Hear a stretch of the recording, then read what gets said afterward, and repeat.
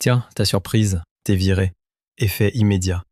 Cette phrase aurait dû me foudroyer, mais à cet instant, figé dans le bureau vitré du fils de mon patron, entre les guirlandes en papier criarde et un framboisier industriel que personne n'avait touché, je ne ressentais que du calme, une pause, froide et nette.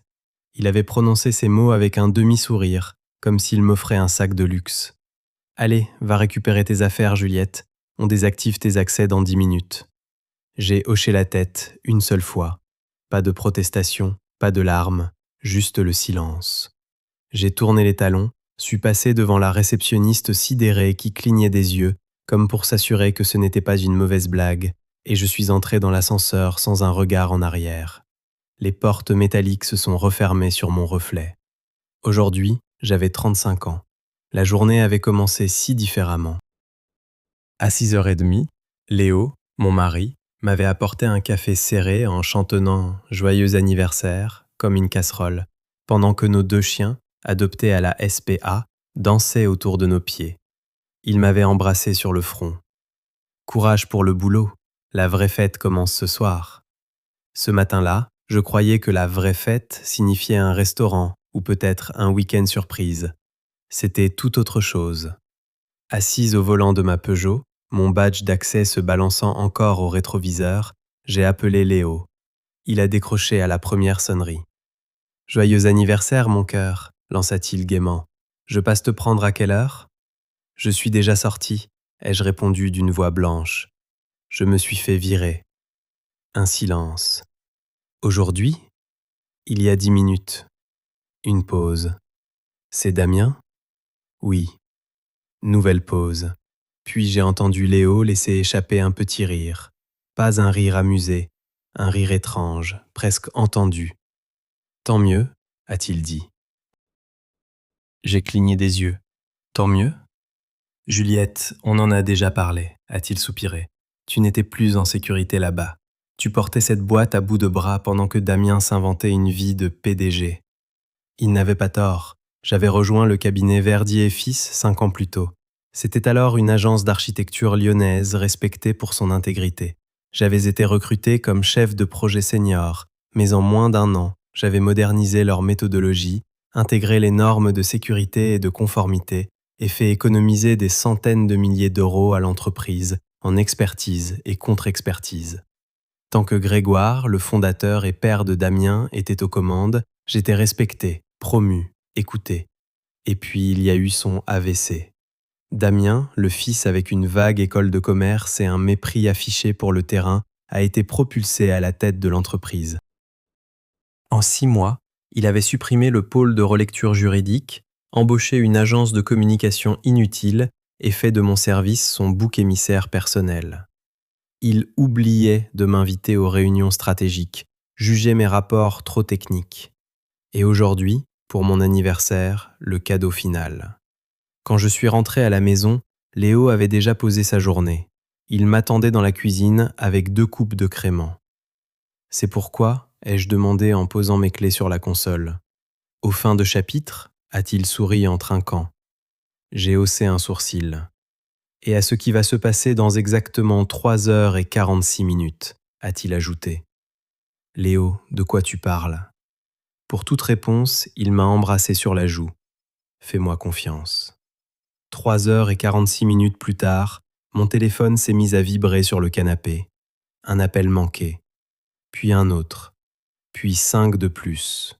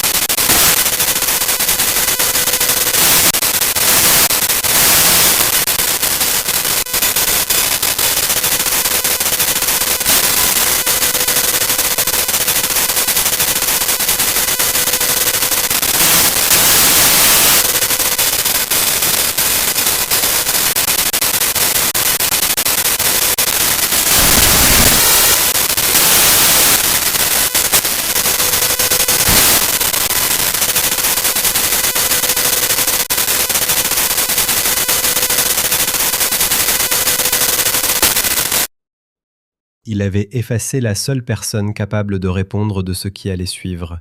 Et ça, ce n'était pas la fin de mon histoire, c'était le commencement. Je n'ai presque pas dormi, pas à cause du chagrin, mais d'une rage froide et lucide. Viré le jour de mon anniversaire, soit, mais surtout utilisé. Mon nom, mes qualifications, ma réputation, instrumentalisés par un homme incapable de dessiner un escalier de secours sans un tuto YouTube. J'avais passé 6 mois sur les plans des terrasses de Valmy. Je connaissais la composition des sols, j'avais arpenté le terrain moi-même, j'avais signalé l'instabilité d'un mur de soutènement que Damien jugeait cosmétique. Quand Léo m'a montré les plans déposés en mairie, avec mon tampon numérique mais amputé des dispositifs de sécurité pour lesquels je m'étais battu, j'ai su. Damien avait choisi une version moins chère, plus rapide et infiniment plus risquée. Et il m'avait viré, espérant sans doute que je disparaîtrais sans faire de vagues. Le lendemain à 8 heures, mon téléphone croulait sous les messages. Le dernier était de Suzanne, la responsable conformité. Sa voix était paniquée. « Juliette, je sais pas ce qui se passe, mais on n'arrive plus à accéder au fichier système de Valmy. Ça demande une autorisation de l'architecte principal. Damien, il panique. Rappelle-moi, s'il te plaît. » Je n'ai pas rappelé. J'ai envoyé un unique SMS à Suzanne. « Adressez-vous à votre service juridique avant de me recontacter. Ce message est conservé. » Puis j'ai glissé mon ordinateur dans mon sac et je me suis tourné vers Léo. « J'ai besoin d'un service. Le permis de construire de Valmy a été déposé à la métropole. Qui gère les contrôles de conformité après validation ? » Ma chef, Hélène Garnier. Je l'appelle. 2 heures plus tard, j'étais assise en face d'Hélène Garnier dans une salle de réunion impersonnelle de la direction de l'urbanisme. Une femme d'une 50aine d'années, regard vif derrière des lunettes claires. J'ai tout déballé. Mes plans originaux, la version modifiée par Damien, le faux horodatage de sa connexion avec mes identifiants, prouvant qu'il avait agi pendant mes congés en Corse 3 semaines plus tôt. Hélène n'a pas scié. Elle a pris des notes, puis a posé son stylo. « Madame Lemoine, ce que vous me montrez n'est pas seulement contraire à la déontologie, c'est pénal. Si ces logements sont construits ainsi, des familles pourraient être en danger. » « Je sais, ai-je répondu sobrement. Je vais signaler le permis de construire de Valmy pour un examen d'urgence. Et vous allez avoir besoin d'un avocat. Si votre nom a été usurpé, vous n'êtes pas responsable, mais l'affaire risque de faire du bruit. Je suis prête. De retour à la maison, Léo m'a tendu un email imprimé. Objet, urgent, Juliette, appelez-moi. Signé, Grégoire Verdier, fondateur de Verdier et Fils. Je ne lui avais pas parlé depuis son AVC. « Tu devrais l'appeler » m'a conseillé Léo. Il n'est pas comme son fils. J'ai appelé. « Juliette ?» La voix de Grégoire était éraillée, plus faible, mais toujours précise. Que s'est-il passé ? À part avoir été licencié illégalement et voir ma signature falsifiée sur un projet à plusieurs millions ? Un silence, puis doucement. Je suis désolé, je n'aurais jamais dû lui laisser les rênes. J'ai laissé le silence s'installer avant de répondre. Le mal est fait. Pouvons-nous nous voir ? Je ne vous demande pas de revenir, Juliette, juste de discuter, s'il vous plaît. Nous nous sommes retrouvés dans une petite brasserie tranquille, loin du centre. Grégoire avait vieilli. « J'ai bâti cette entreprise pendant 30 ans, a-t-il dit. Mon fils l'a défaite en moins d'1. Je pensais qu'il avait juste besoin d'un cadre. Je n'avais pas compris qu'il lui fallait une laisse. Suzanne m'a tout raconté. Il nie, bien sûr. Il prétend que vous avez saboté les fichiers. Évidemment, ai-je lâché avec un rire amer. Il s'est penché en avant. Juliette, si vous lancez une procédure, la société va couler. Vous le savez. Ce n'est plus mon problème. Et si je vous proposais autre chose ? Avant qu'il ne puisse continuer, mon téléphone a vibré. Un nouveau message vocal. Damien. Juliette, écoute, on peut peut-être arranger ça. Je voulais pas que ça se passe comme ça. On pourrait en parler. Reviens, j'annule le licenciement. On dira que c'est un malentendu. Un malentendu. J'ai raccroché et j'ai planté mon regard dans celui de Grégoire. Ils ont peur, ai-je dit, et ils ont raison. Je n'ai pas répondu à Damien. L'homme qui m'avait viré avec un sourire narquois le jour de mon anniversaire voulait maintenant annuler la procédure comme on décommande une réunion. Ils n'avaient aucune idée que la métropole avait déjà gelé le projet Valmy, aucune idée qu'Hélène avait ouvert une enquête officielle, et aucune idée que je ne reviendrais pas. Jamais. Ce soir-là, Léo avait sorti un dossier. Ce sont les demandes de permis de Damien sur les 6 derniers mois. Je les ai trouvées dans les archives publiques. Un par un, nous avons comparé les plans. Le schéma était clair, réduction des coûts, matériaux de moins bonne qualité, suppression des contrôles redondants, et à chaque fois, une signature. La mienne ou celle d'un autre membre de l'équipe qui ignorait tout. Valmy, c'était juste la première fois où il allait trop loin, ai-je murmuré. Le lendemain, j'ai contacté l'ordre des architectes et leur commission de déontologie. Je ne voulais pas de scandale public, juste que la vérité éclate et que le risque soit écarté. Mais la vérité est rarement silencieuse. Jeudi matin, le Progrès titrait « Un lanceur d'alerte signale des manquements graves à la sécurité sur un projet immobilier majeur à Lyon ». Mon nom n'était pas cité, mais c'était mon histoire. Grégoire a rappelé. « Juliette, je ne vous en veux pas, mais Damien est hors de contrôle. » Le service juridique est en plein chaos. Des clients menacent de rompre leur contrat. Le conseil d'administration veut vous parler. Je n'ai pas besoin des excuses d'un conseil qui a laissé faire. Alors que voulez-vous ? C'est là que j'ai sorti un vieux classeur de mes années à l'école d'archi. Dedans, des croquis, des schémas, l'ébauche d'un système de gestion de projet que j'avais rêvé de construire. Un système qui automatiserait le suivi, signalerait les incohérences et archiverait les validations de manière infalsifiable.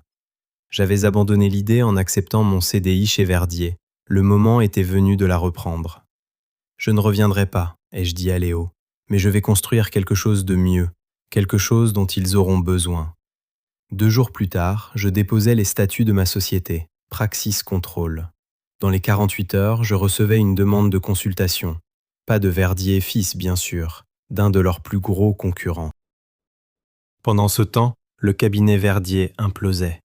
Suzanne m'a envoyé un message tard un soir. Tout s'effondre.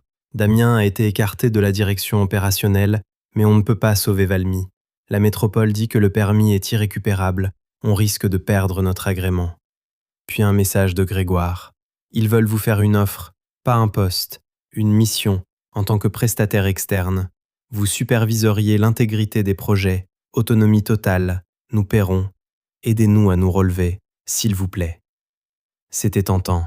Pas pour les aider, mais parce qu'une partie de moi voulait les voir payer pour accéder à la solution. Avant de répondre, j'ai appelé Hélène à la métropole. Hypothétiquement, si une entreprise privée proposait à la collectivité un outil de vérification de projet transparent, est-ce que ça pourrait remplacer le système de dépôt actuel ? Si ça fonctionne, absolument, Juliette, on serait les premiers clients. Le vrai cadeau de Damien, ce n'était pas son SMS le jour de mon anniversaire, c'était le feu qu'il avait allumé en moi. Désormais, ce n'était plus moi qui frappais aux portes, c'était moi qui construisais l'immeuble.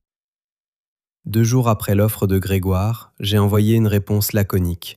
Nous pouvons discuter des termes, mon assistante coordonnera une réunion, j'apporterai mes conditions, je vous suggère d'apporter les vôtres. Tu as une assistante maintenant ? M'a demandé Léo en lisant par-dessus mon épaule. Techniquement, c'est ma cousine Rachel, mais elle est douée pour les plannings et elle ne se laisse marcher sur les pieds par personne. La réunion a eu lieu un vendredi, dans un espace de coworking neutre du centre-ville. J'étais arrivé en avance, en pantalon noir bien coupé et chemisier bleu marine impeccable. Grégoire est arrivé avec 2 membres du conseil et l'avocat de la société, pas de Damien. Où est-il ? Ai-je demandé sans préambule. Écarté de toute décision, il est en congé forcé le temps de l'enquête déontologique. J'ai hoché la tête. J'ai lu votre proposition, a continué Grégoire en faisant glisser une copie de mes conditions sur la table. Vous créeriez et superviseriez un tout nouveau système de contrôle qualité, indépendant de nos opérations. Vous ne rendriez de compte qu'au conseil. C'est exact. Vous auriez accès à tous les dossiers, tous les permis, tous les plans. Oui, et si vous contestez l'un de mes vétos, le projet n'avance pas, ce n'est pas négociable. L'avocat s'est penché en avant. Vous demandez des prérogatives très étendues, Madame Lemoine. Je vous offre une protection juridique considérable, et franchement, après ce qui s'est passé, il vous faut quelqu'un en qui la métropole a confiance. En ce moment, cette personne, c'est moi. Il y a eu un silence. Grégoire a regardé les autres, puis m'a fixé. Quels sont vos tarifs? J'ai ouvert mon dossier et fait glisser une feuille. Dessus, un chiffre. L'avocat a eu l'air d'avaler un citron, mais Grégoire n'a pas bronché. Accepté. Une dernière condition. Damien suivra une formation complète, chaque module que je lui assignerai. Il ne touche plus à un seul dossier tant que je n'ai pas validé sa formation. Ils étaient stupéfaits. Vous voulez le superviser? Je veux le former. S'il doit rester dans ce métier, il apprendra à le faire correctement. Après une longue pause, Grégoire a acquiescé. Entendu. Je suis sorti de cette salle avec un contrat signé. Ce n'était pas un retour chez Verdier et Fils, c'était une restructuration du pouvoir. Il ne pouvait plus me virer, il ne pouvait plus m'ignorer. Et Damien allait devenir mon élève. Une semaine plus tard, je lui ai envoyé sa première mission, module 1, fondamentaux de l'intégrité et de la conformité des projets. Il ne m'a pas répondu, mais 2 jours plus tard, le module m'est revenu, complété. J'ai envoyé le suivant et le suivant. Pendant 6 semaines, chaque devoir a été rendu à temps, parfois avec des questions pertinentes. Au début, j'ai cru à une comédie, une opération de communication pour redorer son image. Puis j'ai commencé à remarquer un changement. Le ton de ses réponses devenait plus réfléchi. Était-ce sincère? Je n'en savais rien. Un après-midi, Grégoire a appelé. « Juliette, nous avons une requête. Un client aimerait savoir si vous accepteriez de présenter le nouveau processus de vérification lors de la réunion publique pour les terrasses de Valmy. » C'était une réunion publique, dans le gymnase municipal du quartier. Des chaises pliantes, des néons blafards. J'ai hésité. Puis j'ai pensé à la communauté, aux habitants qui avaient le droit de savoir comment on allait s'assurer que ce désastre ne se reproduise plus. Je le ferai, mais à une condition, que Damien soit là aussi. Le soir de la réunion, la salle était pleine. Des habitants en colère, d'autres simplement inquiets. À 18h55, Damien est entré. Il n'avait rien du jeune arrogant que j'avais connu. Pas de blazer coûteux, juste une simple chemise bleue.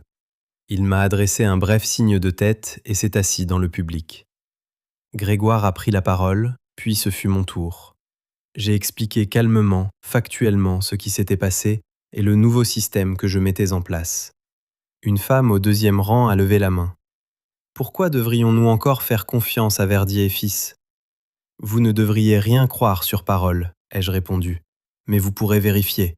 Nous avons créé un portail public, mis à jour chaque semaine, avec les validations de plans et les rapports d'inspection. » C'est alors que Damien s'est levé et s'est approché du micro.